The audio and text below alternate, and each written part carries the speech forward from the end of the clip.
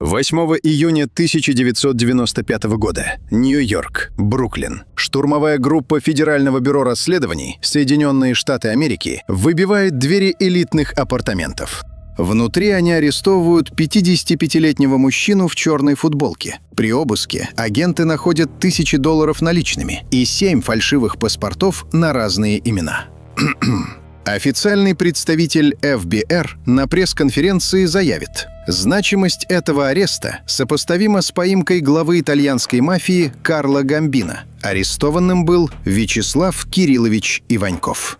Япончик. Для обывателей он остался в памяти как символ воровского мира 90-х. Но правда, скрытая в рассекреченных архивах ФБР и материалах апелляционного суда Соединенные Штаты Америки, рисует совершенно иную картину. Иваньков не был простым уличным ракетиром. Он выступил главным системным интегратором, который попытался срастить советский криминалитет с легальным финансовым рынком Уолл-стрит и транснациональными синдикатами. Сегодня мы вскроем архитектуру американской империи Япончика. Вы узнаете, как мафия отмывала миллионы долларов на поддельном топливе и водке. Зачем боевики Иванькова обложили данью суперзвезд Национальной хоккейной лиги? Как ФБР использовала его вслепую в качестве наживки? И почему спустя годы пуля, оборвавшая его жизнь в Москве, была выпущена из уникальной снайперской винтовки, которую невозможно найти ни в одной базе данных мира?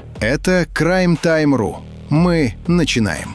К началу 90-х годов Вячеслав Иваньков отбывал 14-летний срок в колонии строгого режима за вооруженный разбой. Он был легендой преступного мира, коронованным в Бутырской тюрьме. Но в 1991 году происходит чудо. За досрочное освобождение Япончика ходатайствуют депутаты, правозащитники и звезды эстрады, включая певца Иосифа Кобзона. Согласно оперативным сводкам спецслужб, массивную кампанию по освобождению и подкуп должностных лиц профинансировал Семен Могилевич, босс боссов русской мафии в Восточной Европе. Япончик был нужен ему на свободе для выполнения стратегической задачи. В марте 1992 года Иваньков прибывает в Соединенные Штаты транзитом через Германию. И здесь мы сталкиваемся с первой колоссальной аномалией. Перед прилетом Иванькова Министерство внутренних дел России официально уведомило ФБР, что в Соединенные Штаты Америки летит особо опасный рецидивист. В телеграмме прямо указывалась цель его визита – управление и контроль над деятельностью российской организованной преступности. Но иммиграционная служба Соединенные Штаты Америки делает невероятное. Она беспрепятственно пропускает босса мафии в страну. Формальным основанием стала фиктивная бизнес-виза, оформленная через совместное предприятие с московской киностудией Ролана Быкова. Зачем американские спецслужбы открыли двери криминальному генералу? Ответ кроется в тактике ФБР под названием «Ханипот» — медовая ловушка. Американцы намеренно впустили Япончика, чтобы он как магнит притянул к себе всех разрозненных русскоязычных бандитов в Соединенные Штаты Америки. ФБР хотела картографировать всю сеть, повесив электронные жучки на ее главного интегратора. Но они недооценили масштаб империи, которую Иваньков построит за 3 года. Осев на Брайтон-Бич, Иваньков зарегистрировал компанию прикрытия «Славик Инк» и начал консолидацию активов. Под его началом собралась армия из 250 боевиков под командованием Александра Иншакова. В нее вошли бывшие спортсмены, ветераны Афгана и экс-сотрудники спецназа. Вместо примитивного выбивания долгов из мелких лавочников синдикат влез в макроэкономику. Главной золотой жилой стала сложнейшая схема уклонения от уплаты федеральных акцизных сборов на моторное топливо в Соединенные Штаты Америки. Ущерб налогового управления Америки от этих схем русской мафии оценивался в астрономический $1 миллиард ежегодно. Параллельно Иваньков выступал старшим партнером Семена Могилевича. На секретных заводах синдиката в Европе производился фальсифицированный премиальный алкоголь, подделки брендов «Столичная», «Абсолют» и «Распутин». До 15 миллионов бутылок в месяц. Один грузовик приносил до $2 миллионов чистой прибыли. А ввозилась эта водка в Россию без таможенных пошлин, через коррумпированные структуры и высших чиновников государственной таможенной службы. Но мафии всегда нужен статус и публичная демонстрация силы. В начале 90-х лучшие советские хоккеисты начали массово уезжать в НХЛ, подписывая многомиллионные контракты. Структуры япончика решили обложить данью звезд спорта. Боевики мафии выходили на Александра Могильного, Владимира Малахова, Алексея Житника и других легионеров. В случае отказа платить налог на безопасность, хоккеистам прямо угрожали физической расправой над их родственниками, оставшимися в России. Звезды мирового спорта, зарабатывающие миллионы на льду, были вынуждены платить дань ракетирам с Брайтон-Бич. Казалось, империя Иванькова непобедима, но жадность в одном единственном деле привела к ее краху. В сентябре 1993 года два выходца из СНГ, Александр Волков и Владимир Волошин, регистрируют в Нью-Йорке инвестиционную компанию Summit International. Выдавая себя за финансовых гениев Уолл-стрит, они собирают более $8 миллионов от российских инвесторов. Деньги успешно расхищаются основателями. Но весной 1994 года на счета Summit падает транш в размере $2,7 миллиона.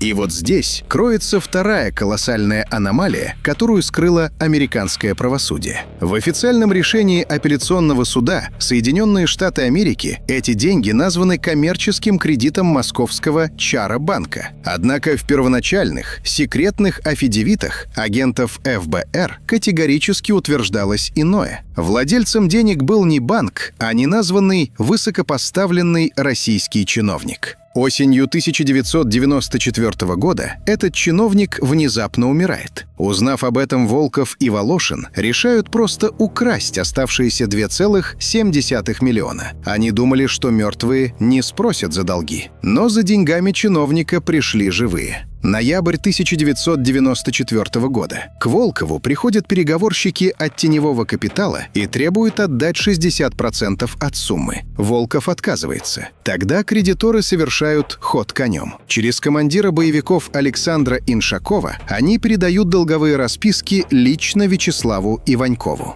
И здесь япончик совершает критическую организационную ошибку. Находясь на статусе босса боссов, он лично вступает в вымогательство. ФБР, уже год слушавшая телефон япончика, перехватывает разговоры. Вопреки законам конспирации, Иваньков по нешифрованной связи отдает прямые приказы. Он директивно увеличивает сумму долга с $2,7 до $3,5 миллионов. А когда Волков не является на стрелку, япончик накладывает на него штраф, доводя сумму вымогательства до $5 миллионов. Сам Волков, поняв, что его убьют, бежит в ФБР и соглашается надеть микрофон. Доказательная база по американскому закону Хопса была собрана. 8 июня 1995 года япончика арестовывают. На суде он ведет себя максимально агрессивно, плюется в прессу, бьет ногами аппаратуру. Приговор суда строг – почти 10 лет федеральной тюрьмы. Находясь в американской камере, Иваньков бросит фразу: «Россия – одно сплошное криминальное болото. Я не насиловал слона, я не бомбил Пёрл-Харбор». Ему предстояло вернуться в это болото в 2004 году.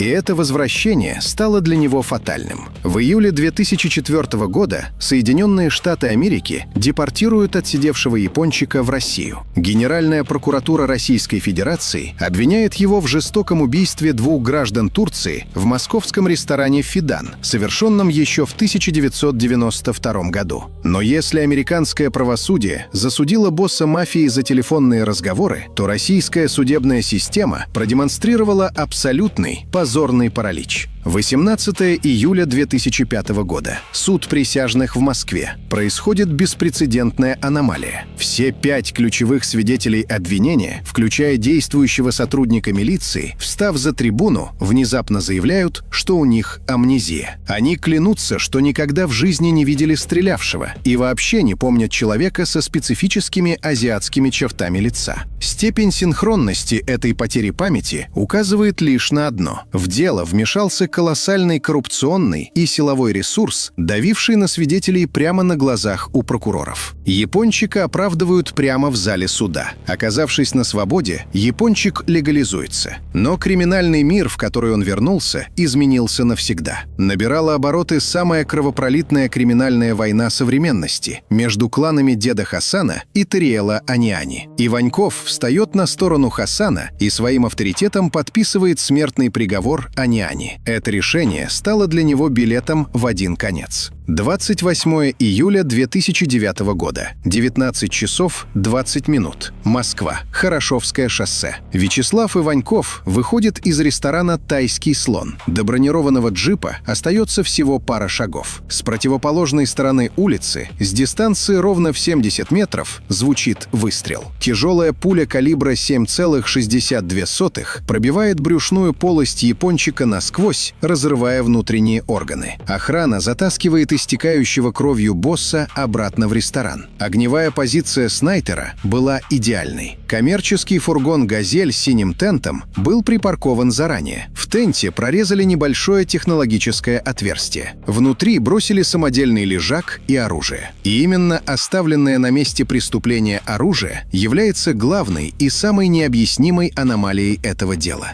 Официальная криминалистическая экспертиза установила, киллер стрелял из 7,62 мм самозарядной снайперской винтовки Дегтярева образца 1932 года. Это не просто старое оружие, это редчайший музейный артефакт. Завод в Ижевске в 30-х годах выпустил сверхмалую партию. Всего 330 единиц на весь Советский Союз. Зачем профессиональному киллеру использовать громоздкий 5-килограммовый антиквариат, когда черный рынок завален современным, бесшумным оружием? Ответ сугубо прагматичен. Стволы из таких малых и древних партий не числятся ни в одной современной электронной пулегильзотеке ФСБ или МВД. Вы не можете отследить цепочку поставок от склада к киллеру, потому что этого оружия юридически не существует в современных базах. Это идеальное оружие призрака. Япончик боролся за жизнь 73 дня. Он перенес клиническую смерть, перитонит, ампутацию частей кишечника, выходил из комы, но некроз тканей оказался необратимым.